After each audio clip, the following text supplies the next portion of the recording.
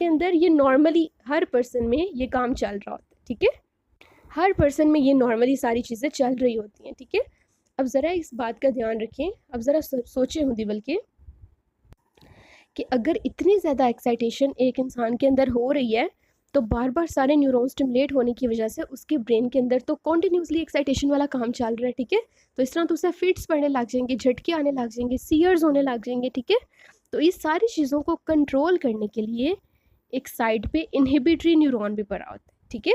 अब inhibitory neuron का क्या काम होता है, ये देखो, ये ऊपर प्री सिनेप्टिक न्यूरॉन जो भी हमने स्टडी किया वही वाला, ये पोस्ट सिनेप्टिक न्यूरॉन जो भी हमने डिस्कस किया ना, ये सारा कुछ वही है। अब ब्रेन के अंदर ना कॉन्टीन्यूसली ये एक्साइटेशन वाला काम हो रहा है, दिमाग बहुत ज़्यादा एक्साइट हो रहा है, और अगर बहुत ज़्यादा एक्साइटेशन होगी तो पर्सन जो सा वो सीयर्स में जाएगा ना, उसे झटके आने शुरू हो जाएंगे, एपिलेप्सी में चले जाएगा। तो नॉर्मली ब्रेन के अंदर इस चीज़ को कंट्रोल करने के लिए ना इनहिबिटरी न्यूरॉन पड़ा होता है, ठीक है, a happy inhibitory neuron. Inhibitory neuron क्या करता है, इनहिबिटरी न्यूरॉन होता है, ये देखिए ये इनहिबिटरी न्यूरॉन है। इनहिबिटरी न्यूरॉन के अंदर एक रिसेप्टर, एक न्यूरोट्रांसमीटर होता है, ये देखो ये सिनेप्टिक वेसिकल है, और इसके अंदर ये जो छोटे छोटे डॉट्स है ना, ये एक न्यूरोट्रांसमीटर है। ये कौन सा न्यूरोट्रांसमीटर है, ये है गाबा, यानी गैमा अमाइनो ब्यूटेरिक एसिड। ये जो गाबा न्यूरोट्रांसमीटर होता है ना, ये एक इनहिबिटरी न्यूरोट्रांसमीटर होता है। क्यों? क्योंकि ये एक इनहिबिटरी न्यूरॉन से निकल रहा है ना, गाबा इज़ अ इनहिबिटरी न्यूरोट्रांसमीटर। अभी जो गाबा न्यूरोट्रांसमीटर है ना, ये क्या करता है, इसने जहाँ भी जाके लगना है ना, इसने इनहिबिशन करानी है, ठीक है। अब देखो ये कैसे न्यूरॉन की इनहिबिशन कराता है।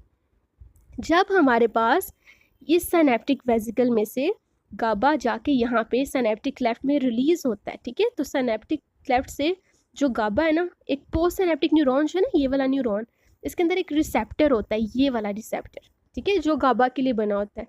इस रिसेप्टर को कहते हैं गाबा ए रिसेप्टर, ठीक है।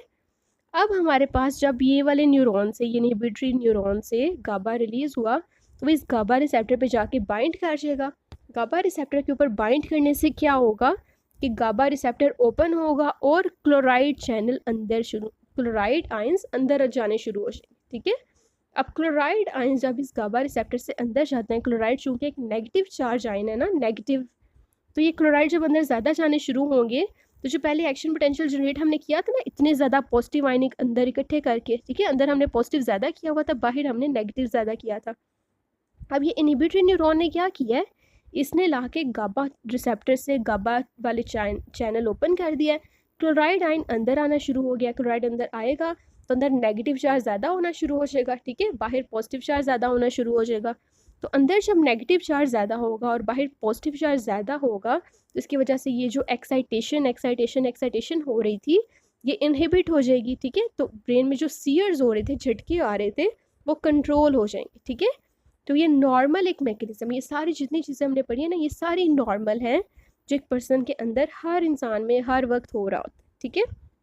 अच्छा, अब हम जाते हैं एंटी सीयर ड्रग्स की तरफ। अब हमने देखना है कि जो ड्रग्स होते हैं ना, वो इस सारी चीज़ों को कैसे कंट्रोल करते हैं, ठीक है।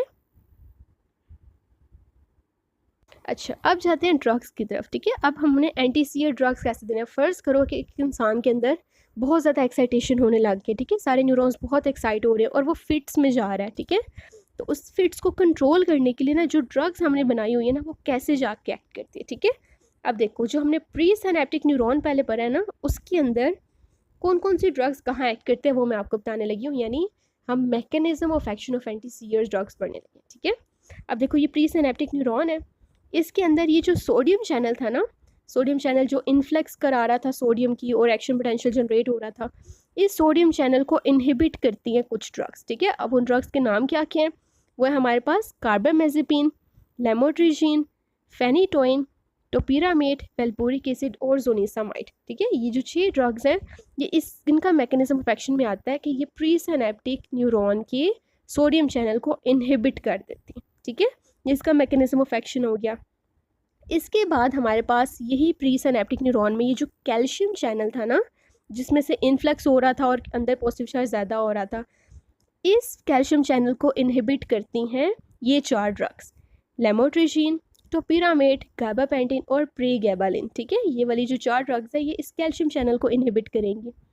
इसके बाद आ जाते हैं बाकी ड्रग्स की तरफ, ठीक है। बाकी ड्रग्स में अब देखिए, ये वाली जो ड्रग है ना हमारे पास, इथोसुक्सामाइड, वेलबोरिक एसिड और जोनिसामाइड, ये 3 ड्रग्स क्या करती हैं, ये यहाँ पे ये जो टी टाइप कैल्शियम चैनल होता है ना पोस्ट सिनेप्टिक मेम्ब्रेन के अंदर जो हमने पढ़ा है, ये प्री सिनेप्टिक न्यूरॉन, ये पोस्ट सिनेप्टिक न्यूरॉन। तो पोस्ट सिनेप्टिक न्यूरॉन में ये जो साइड पे टी टाइप कैल्शियम चैनल पड़ा था ना छोटू सा, इससे ये तीनों ड्रग्स इनहिबिट करती हैं, ठीक है। ये इनका मैकेनिज्म ऑफ एक्शन हो गया। और लास्ट पे हमारे पास जो 2-3 और ड्रग्स है ना वो देख लेते हैं, ठीक है। इनमें एक है हमारे पास लेविटेरेसिटाम। जो लेविटेरेसिटाम ड्रग है ना, इसके बारे में बहुत इंपॉर्टेंट है ये याद रखना है कि ये जो हमारे पास प्री सिनेप्टिक न्यूरॉन होता है ना, प्री सिनेप्टिक न्यूरॉन में ये जो ग्लूटामेट के वेजिकल्स थे, इस ग्लूटामेट के वेजिकल्स के ऊपर जाके ये बाइंड कर जाता है और इसे रिलीज़ नहीं होने देता, ठीक है। अब जब ग्लूटामेट रिलीज़ नहीं होगा तो आगे जाके वो पोस्ट सिनेप्टिक मेम्ब्रेन पे अटैच नहीं करेगा और एक्शन पोटेंशियल जनरेट नहीं होगा, ब्रेन एक्साइट नहीं होगा और पर्सन रिलैक्स हो जाएगा, ठीक है। तो लेविटेरेसिटाम सिनेप्टिक वेजिकल्स के ऊपर जाके बाइंड करते हैं। इसके बाद है हमारे पास फेल्बामेट। ये जो फेल्बामेट ड्रग है ना, ये फेल्बामेट का मैकेनिज्म ऑफ एक्शन ये होता है कि जो फेल्बामेट है ना, ये जो हमारे पास पोस्ट सिनेप्टिक न्यूरॉन है ये वाला, इसके ऊपर ये जो नेम्डा रिसेप्टर थे ना, NMDA रिसेप्टर, जो कैल्शियम की इन्फ्लक्स करा रहे थे, फेल्बामेट जाके ना इस नेम्डा रिसेप्टर के ऊपर बाइंड कर जाता है, ठीक है, और इसे इनहिबिट करता है, ठीक है। तो फेल्बामेट के मैकेनिज्म ऑफ एक्शन में आता है कि इट बाइंड्स टू नेम्डा रिसेप्टर और ये जो कैल्शियम की इन्फ्लक्स करा रहा था इसे इनहिबिट करता है, ठीक है। तो फेल्बामेट इनहिबिट दी नेम्डाज रिसेप्टर, ये हो गया मैकेनिज्म ऑफ एक्शन। और लास्ट पे हमारे पास है ये वाली साइड पे, ठीक है। अब जो बेंजोडाइज़ेपिन्स और बारबिचुरेट्स होते हैं ना, वो क्या करते हैं, बेंजोडाइज़ेपिन्स और बारबिचुरेट, ये इंपॉर्टेंट है, ठीक है, ये पॉइंट याद रखना है, थोड़ा सा डिफरेंट है बाकियों से। बेंजोडाइज़ेपिन्स और बारबिचुरेट जो है ना, ये इस गाबा रिसेप्टर पे, ये जो इनहिबिटरी न्यूरॉन हमने पढ़ा था ना, इनहिबिटरी न्यूरॉन से गाबा निकलता है और वो यहाँ पे बाइंड होता है और ये कैल्शियम की इन्फ्लक्स कराता है, ठीक है।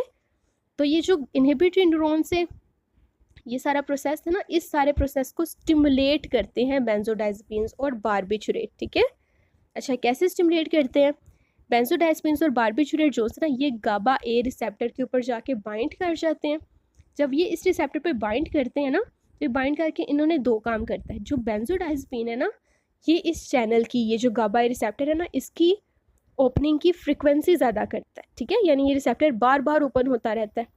और जो बारबिचुरेट्स होते हैं ना, ये इस रिसेप्टर की ड्यूरेशन ज़्यादा करते हैं, यानी ज़्यादा अरसे तक इस गाबा ए रिसेप्टर को ओपन करके रखते हैं। अब जब ज़्यादा अरसे तक ये गाबा रिसेप्टर ओपन होगा तो ज़्यादा क्लोराइड अंदर जाएगा, ठीक है। ज़्यादा क्लोराइड अंदर जाएगा तो अंदर नेगेटिव चार्ज उतना ज़्यादा होगा, जितना ज़्यादा नेगेटिव चार्ज होगा उतना एक्शन पोटेंशियल ख़त्म होगा, यानी एक्साइटेशन नहीं होगी, ठीक है। तो ये एक बेसिक सा कॉन्सेप्ट है कि कौन सा ड्रग किस किस जगह पे एक्ट करता है, ठीक है। आई होप आपको समझ आ गई होगी। कल इंशाल्लाह जो सा इन सारे ड्रग्स के जो मैकेनिज्म ऑफ एक्शन हमने पढ़े हैं ना, कल इनके सारे ड्रग्स के क्लिनिकल यूजेस और टॉक्सिसिटीज़ हम पढ़ेंगे, ठीक है।